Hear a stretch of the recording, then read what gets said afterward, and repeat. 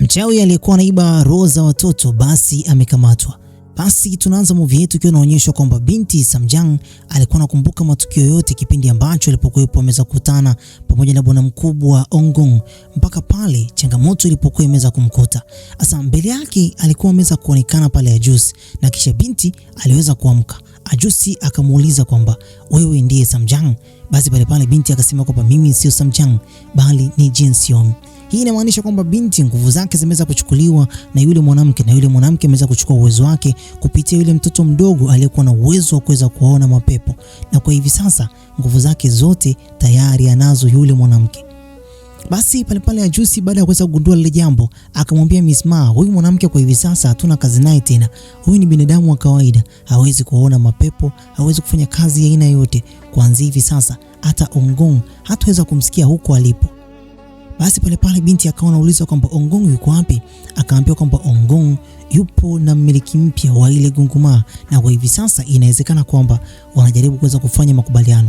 Ajusi alikamata barabara yake. Binti alijisikia vibaya sana, lakini katika eneo lile kule ambako bwana mkubwa Ongong alipokuepo, basi alikuwa anaongea na huyu mwanamke. Mwanamke huyo anamwambia kwamba utanitumikia wewe kuanzia hivi sasa. Lakini Ongong alikuwa mkali sana, akamwambia kwamba unanichekesha wewe, tena unachekesha waliokuwa wamenuna.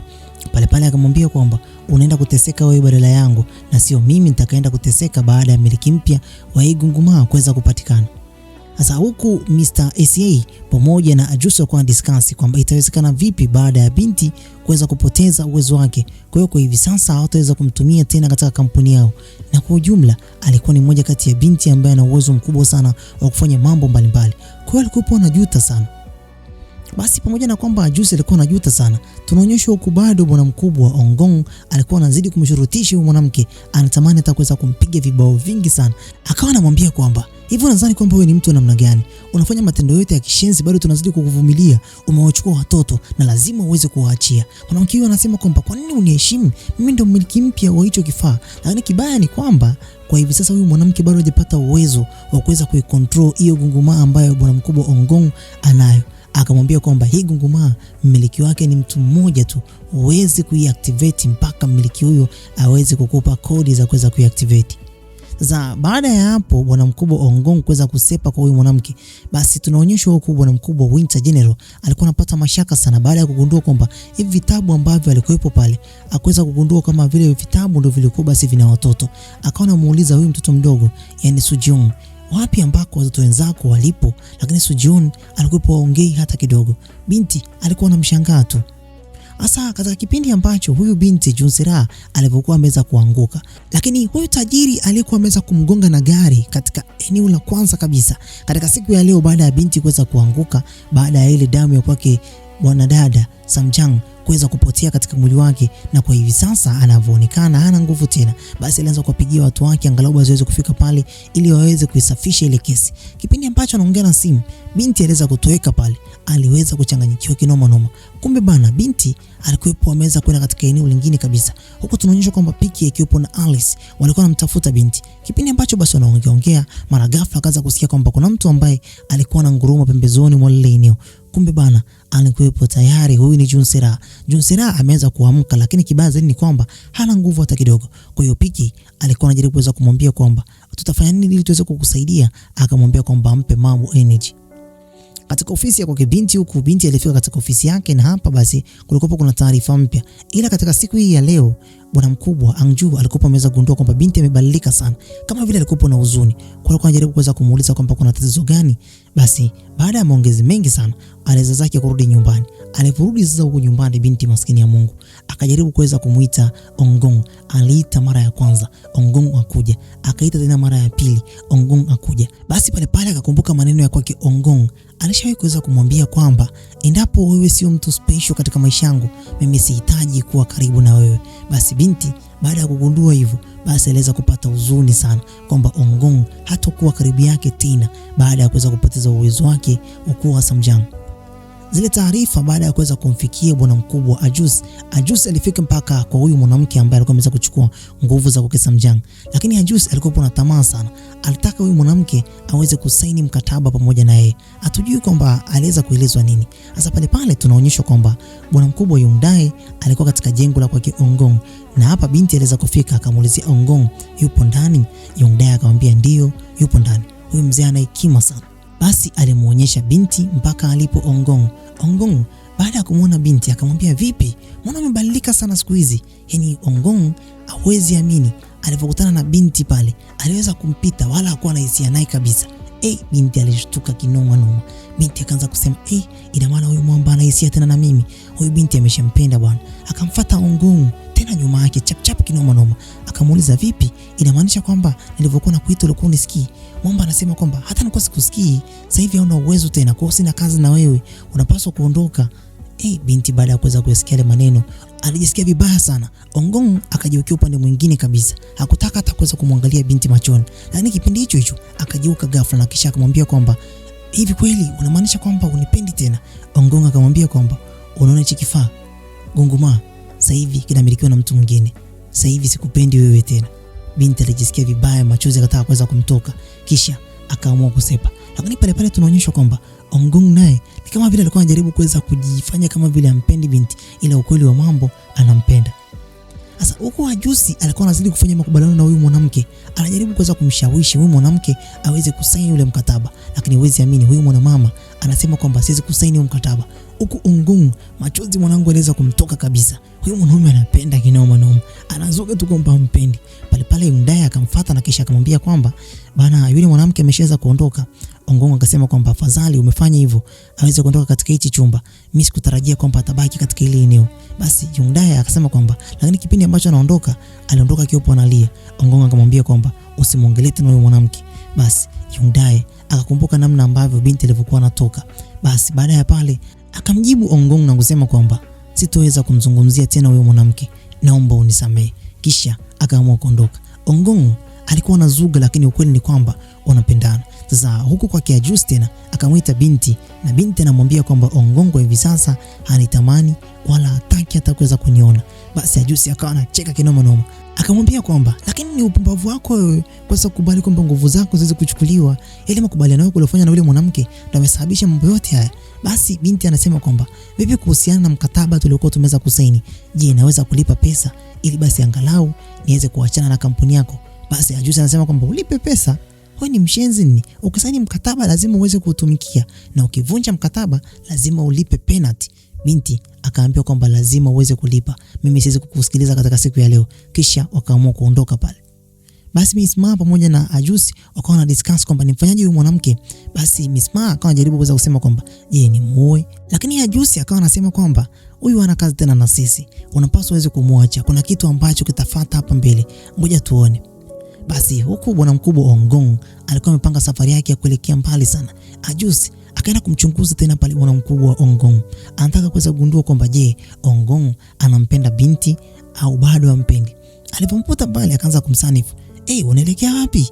Yaani Ongong alikuwa ameweza kuligundua lile jambo kwamba Ajus amemzunguka na anatamani kuweza kugundua kwamba je, anampenda bado binti au la. Sasa kulingana na kwamba ile Gunguma kwa hivi sasa wanaamini kwamba yule mwanamke ndo ana operate, yani anaiongoza. Kwa hiyo bado Ajus alikuwa anatamani sana bwana mkubwa wa Ongong awepo chini ya kifungo ambacho basi ataweza kukimudu kupitia kampuni yake. Lakini kibani kwamba yule mwanamke amegoma, na huko na Ongong anatamani kuelekea mbali sana, kusafiri kuelekea katika safari ambayo ni sehemu ambako kutakuwa kuna joto kali. Basi Ajus akawa anajaribu kuweza kumshawishi kwamba jaribu kurudiana na binti, wewe ni mtu namna gani? Au umpendi tena yule mwanamke? Ongong anasema kwamba moyo wangu kwa hivi sasa haupo kwake tena, upo kwa mtu mwingine kabisa. Ajus aamini kile kitu, akawa anaumia kinoma noma, akawa ana acting muda mwingine kabisa kama vile alikuwa ameweza kuchukia kwamba binti kwa hivi sasa ataenda kuumia. Lakini pamoja na yote yaliokuwa ameweza kutokea, Ajus alikuwa ni mmoja kati ya mtu ambaye anajaribu kuweza kucheza mchezo ambao si wa kawaida. Naye Ongong ni kama vile alikuwa amesheza kumsanukia, akaambia bana, njoo kunikupe angalau vinywaji uende kujipigia wine za kutosha huko. Wewe bana sio mtu wa kawaida, wewe mtu wangu bomba sana. Sasa zile taarifa hazikuweza basi kumfanya huyu mwamba akae kwa amani kabisa. Yani Winter General alizidi kumwambia Mr. SA, tutafanya nini kwa ajili ya kwake Samjang, maana Samjang ameweza kupoteza nguvu zake na watoto wanazidi kuniumiza mimi. Mara kwa mara huyu mtoto amekuwa akinifuata na amekuwa akiniliza kila siku usiku. Basi Mr. SA anasema kwamba inabidi tupange mpango ambao utakuwa mzuri sana ili tuweze kumsaidia Samjang na hao watoto pia, maana nguvu zao pamoja na roho zao zimeweza kuhifadhiwa katika vitabu. Huku tunaonyeshwa mwanadada Jin Xiaomi kwa hivi sasa hana nguvu tena. Akawa anaiangalia ile kengele, anakumbuka kwamba hii kengele ndio kengele ambayo ilikuwa inalia kipindi ambacho alikuwa ameweza kukutana na bwana mkubwa Ongong, na inamaanisha kwamba Ongong ndio pendekezo ambalo alikuwa ameweza kupangiwa kwamba ndio boyfriend wake, mume wake. Binti leo anashangaa kwamba boyfriend wake hamtaki tena na alikuwa anajisikia uchungu sana. Kumbe naye Ongong huko alipo alikuwa anamkumbuka binti kinoma noma, maumivu makali ya moyo, ila tu ndio hivyo anazuga. Yani ndio kwamba kila mmoja wao amjaribu kuweza kushika njia yake. Sasa kile ambacho Ongong amekifanya ni kama anajaribu kuweza kumuwin, yani kumshinda binti, kwa sababu binti ni moja kati ya mtu ambaye nguvu zake zilikuwa zinamcontrol sana. Katika maktaba huko hivi, kitabu kimoja ambacho ni kitabu cha binti kilikuwa kinang'aa sana, lakini katika nyakati hizo tunaonyeshwa kwamba binti Junsera alikuwa anazidi kuwa zombie kila dakika, lakini zile mabo energy alikuwa amezimaliza kabisa. PK alikuwa anamuonea huruma. Junsera anasema kwamba kadri muda unavyozidi kwenda nazidi kujisikia vibaya sana, mwili wangu unazidi kuwa mdhaifu, lakini PK alikuwa ameweza kushikwa na hasira na akamwahidi kwamba atafanya juu chini ili basi binti aweze kupata hizo mabo energy. Akaenda katika jengo la kwake Devil King, yani Ajus. Alipofika pale akamkuta Miss Ma, basi akawa anamlazimisha aweze kupewa zile mabo energy, lakini huwezi amini mpaka katika siku ya leo PK alikuwa ameshikwa na hasira mpaka akabadilisha macho yake pale pale, akawa anamcommand Miss Ma. Hebu imagine PK anatumia mpaka nguvu zake za asili angalau binti aweze kupona. Mapenzi ni kitu ambacho ni upofu kinoma noma, anaanza akamcontrol mwanaume na kumpeleka kabisa katika shimo la choo. Sasa pale Miss Ma akakubali kuweza kuwasaidia, lakini pale PK naye alikuwa hajakubaliana na lile jambo. Alice alikuwa pale pembezoni, lakini Alice ndani yake kama unavyokumbuka yupo yule pweza bado, na yule pweza alikuwa anapenda namna ambavyo PK anapojaribu kuweza kumpenda na kumkea mara kwa mara. Kwa mara nyingi zaidi yupo karibu naye, alikuwa anajaribu kuweza kumfukuza, lakini Alice haondoki. PK alikuwa ameweza kuyakanyaga. Kufanya naye tendo mara moja tu imekuwa changamoto mzee. Sasa tunaonyesha huku mwanamama Jin Xiaomi, kile cheo chake cha Samjang kwa hivi sasa hakipo tena. Sasa alikuwa ameweza kufika katika nyumba moja ambayo hii nyumba ina historia kwamba huko ndani kuna majini.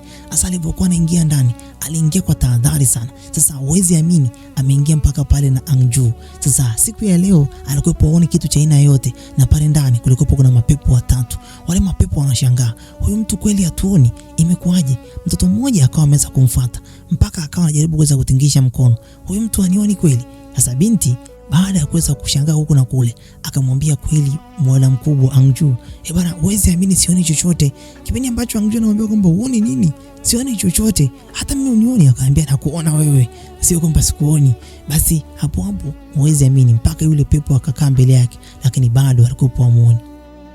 Mapepo wote akawa ameweza kugundua kwamba katika ile nyumba hakuna mtu anawaona kwa hivi sasa. Kwa hiyo binti kununua kwake hii nyumba ni kama vile ameweza kujiingiza katika shamba ambalo lina mgogoro, kiwanja chenye mgogoro. Sasa huko tunaonyeshwa kwamba bwana mkubwa Ongong alikuwa ameweza kuandaliwa vitu vingi sana ambavyo hivi vitu ni kwa ajili ya safari yake. Basi Ngudai alikuwa anamwambia kwamba nimeshaandaa begi lako, nimeshaandaa gari lako, kwa hiyo safari yako hivi sasa ni kama imeshaweza kukamilika. Ni wewe tu kuweza kupaki na kisha uweze kuondoka.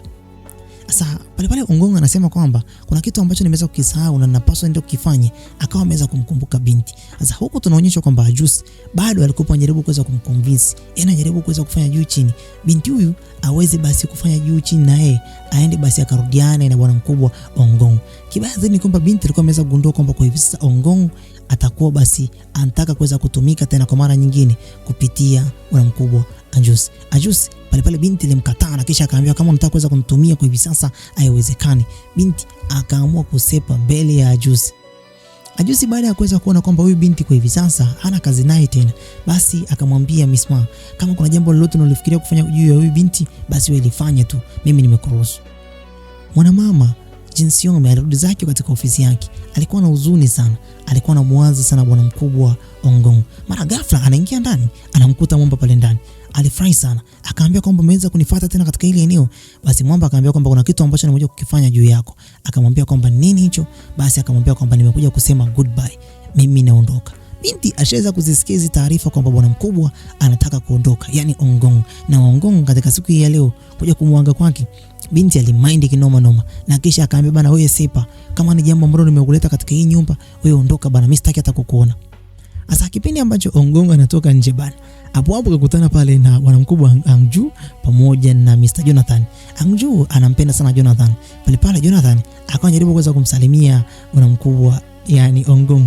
Ongong akaleta dharau, akaonyesha kabisa kwamba bana, mimi sikukubali wala nini, unaitaka pisi yangu.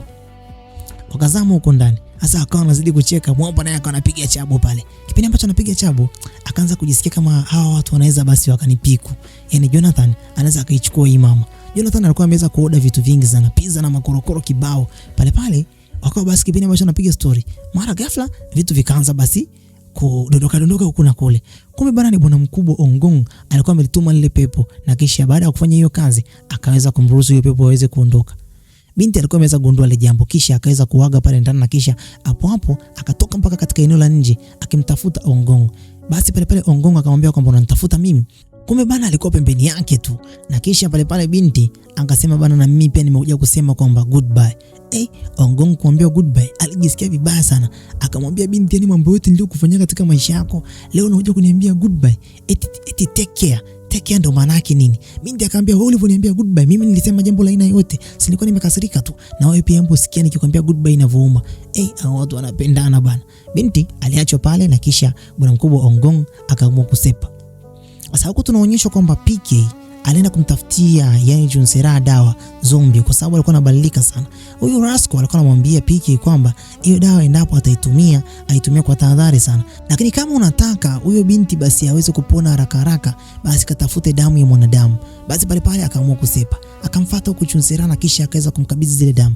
Junsera alikuwa anazidi basi kunuka katika ile gari, lakini bwana mkubwa PK akawa anasema kwamba haya mambo yote yalikuwa yameweza kutokea kwa sababu ya Samjang, nitafanya kitu kwa ajili yako. Piki anawaza kwamba Samjang aweze kukamatwa na kisha ampeleke kwake Junsera ampige meno ili basi aweze kupona.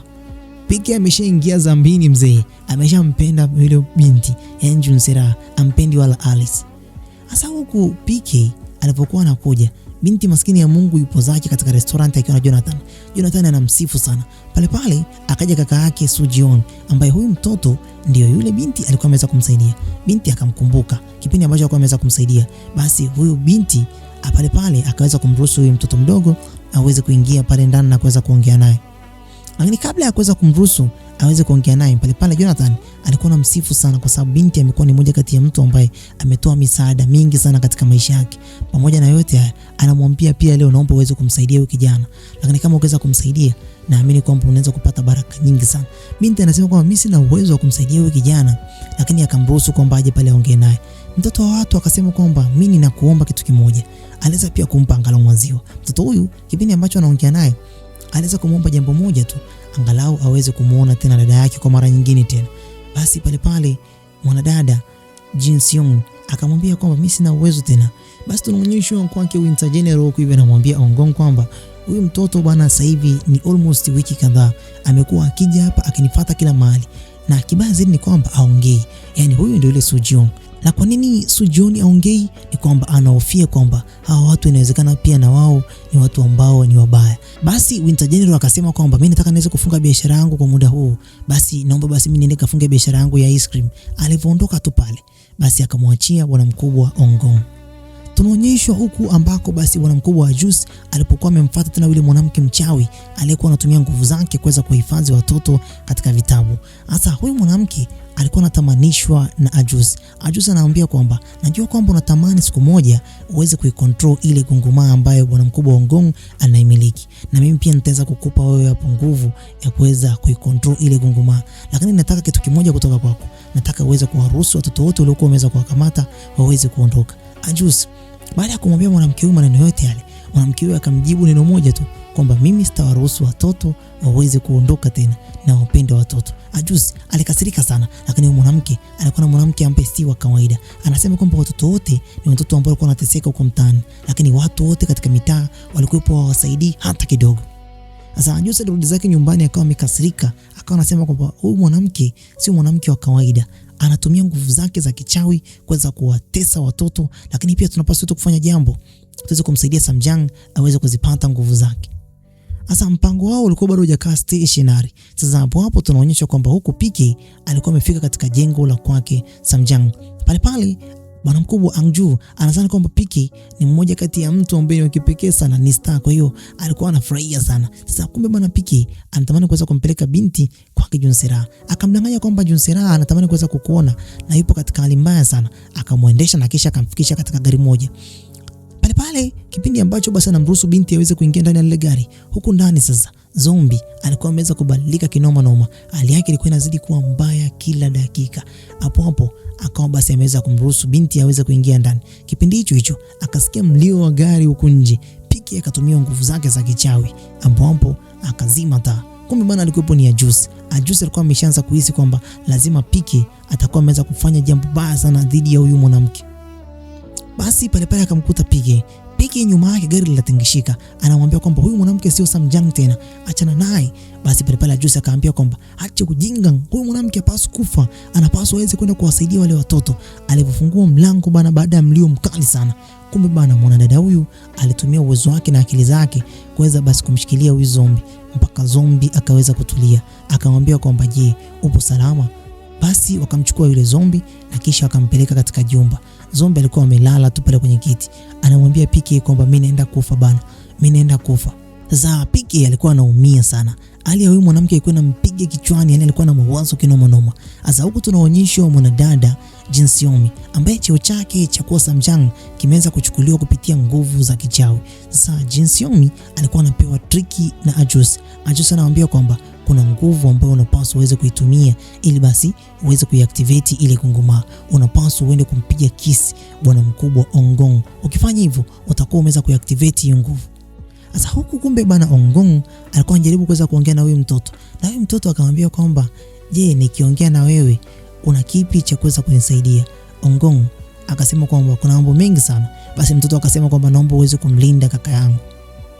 Kipindi ambacho Ongong anamwambia kwamba basi kumlinda kaka yako itakuwa ni changamoto, kwa maana kuna kipindi cha nyuma kidogo niliwahi kuweza kukubaliana na mtoto mmoja mdogo, na huyo mtoto huyo wa kike kwa hivi sasa sina hata mawasiliano naye tena. Nimeweza kumkataa baada ya hapo kuweza kunifanyia mambo ambayo ni mengi sana ambayo siwezi kukueleza. Baada ya hapo sasa tunaonyesha kwamba Ongong alikubali kuweza kumsaidia huyu mtoto na pia kuweza kumlinda kaka yake. Sasa mpango wa kwenda kuwasaidia watoto uliweza kuanzia hapo. Sasa huku kwake Ajusi alikuwa anasema kwamba najua kwamba kuna mambo mengi sana ambayo yule mwanamke anayajua, lakini pia kuna kitu ambacho alikuwa ameweza kukisema kwamba roho ya kwake mwanadada yani Samjang lazima zile nguvu zake yeye mwenyewe binafsi ndo aje azichukue. Haiwezekani mtu mwingine aje azichukue. Kwa hiyo naomba uweze kumpa taarifa mwanadada Jinsiomi aende akachukua nguvu zake kwa yule mwanamke. Huku tunaonyesha kwamba mwanadada Samjang yani Jinsiomi ameshafika hapa kuweza kuchukua nguvu zake za kuwa Samjang. Alipofika hapa akawa anasema kwamba anazihitaji nguvu zangu. Huyu mchawi akawa anasema kwamba tumeshafunga mkataba haurudiwaji mara mbili.